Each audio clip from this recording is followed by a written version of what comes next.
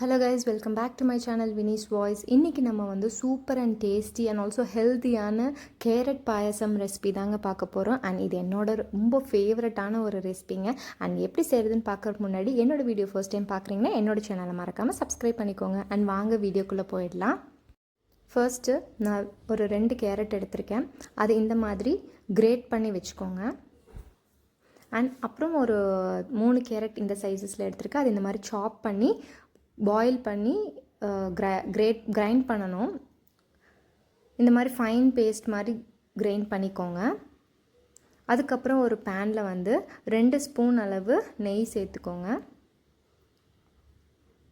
அதில் கொஞ்சமாக cashews add பண்ணி டெம்பர் மாதிரி ரெடி பண்ணிக்கோங்க. ஜஸ்ட் மேலே ஸ்ப்ரெட் பண்ணுறதுக்கு இப்போவே ரெடி பண்ணி வச்சுக்கோங்க. அண்ட் அதே பேனில் நம்ம கிரேட் பண்ணி வச்சுருக்க அந்த கேரட்டை வந்து நல்லா சாட் பண்ணணுங்க. அந்த கொஞ்சமாக அந்த மாதிரி ஒரு கன்சிஸ்டன்சிக்கு வர வரைக்கும் நல்லா சாப் பண்ணிக்கோங்க. அண்ட் மெயினாக இப்போ தான் ஸ்டார்ட் பண்ண போகிறோம். நான் பால் வந்து ஒரு 1 லிட்டர் எடுத்திருக்கேன். இது வந்து ஒரு நல்ல ஒரு பாயில் பண்ணிக்கோங்க. கொதிக்க விட்டுறாதீங்க. அது அப்படியே கொதிக்கும் போது இந்த மாதிரி கிளறி விட்டுட்டே இருங்க. அண்ட் ஆல்சோ அதில் இருக்க ஆடை எடுத்துடாதீங்க. அண்ட் ஜவ்வரிசி வந்து நான் ஊற வச்சு அதை 2 விசில் விட்டு எடுத்திருக்கேன். 1 கப் அளவு எடுத்துக்கோங்க. ஜவ்வரிசி தாங்க இந்த பாயாசத்துக்கு ஒரு மெயின் டேஸ்ட்டே. அது நல்லா இந்த மாதிரி கலக்கி விட்டுட்டு அப்புறம் நம்ம கேரட் பியூரி அரைச்சி வச்சுருந்தோம் இல்லையா, அதையும் நல்லா ஆட் பண்ணிக்கோங்க. அந்த கேரட் பியூரியில் வந்து லம்ப்ஸே இருக்கக்கூடாது, கட்டியே இல்லாத மாதிரி பார்த்துக்கோங்க. அதுக்கப்புறம் நான் 1 கப் அளவு சர்க்கரை எடுத்திருக்கேன். உங்களுக்கு இனிப்பு எவ்வளோ வேணுமோ நீங்கள் அதுக்கு தகுந்த மாதிரி ஆட் பண்ணிக்கோங்க. இந்த மாதிரி நல்லா கலக்கி விட்டுக்கோங்க. அப்புறம் நான் கண்டென்ஸ்டு மில்க் எடுத்திருக்கேன். இது நல்லா கலக்கி விட்டுக்கோங்க. இந்த கண்டென்ஸ்டு மில்க் வந்து நம்ம ஃப்ளேவருக்காக ஆட் பண்ணுறது, ஒரு க்ரீமி டெக்ஸ்சருக்காக ஆட் பண்ணுறது. அதுக்கப்புறம் 1 ஸ்பூன் அளவு ஏலக்காய் பொடி எடுத்திருக்கேன்.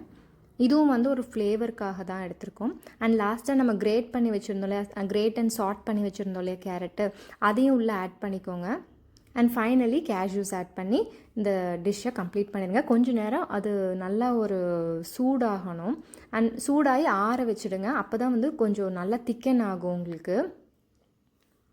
நல்லா அது கலரே பார்த்திங்கன்னா ஒரு சேஞ்ச் ஆகிடும். அந்த ஒரு மாதிரி லைட் ஆரஞ்ச் ஷேடு அந்த மாதிரி இருக்குங்க. அவ்வளோதான், சூப்பர் அண்ட் டேஸ்டியான கேரட் பாயாசம் வந்து ரெடி ஆகிடுச்சு. அவ்வளோ டேஸ்டியாக இருக்குங்க. கிட்ஸுக்கெல்லாம் தாராளமாக கொடுக்கலாங்க. ரொம்ப ஹெல்த்தியும் கூட. ஸோ மறக்காமல் நீங்களும் ட்ரை பண்ணி பார்த்துட்டு எப்படி இருந்துச்சுன்னு சொல்லி எனக்கு கமெண்ட் பண்ணுங்கள். அண்ட் ஆல்சோ என்னோடய சேனலை மறக்காமல் சப்ஸ்கிரைப் பண்ணிக்கோங்க. அண்ட் பக்கத்தில் இருக்க பெல் ஐக்கானை ப்ரெஸ் பண்ணிக்கோங்க. அப்போ தான் நான் போடுற வீடியோஸோட நோட்டிஃபிகேஷன்ஸ் உங்களுக்கு கிடைக்கும். See you, bye.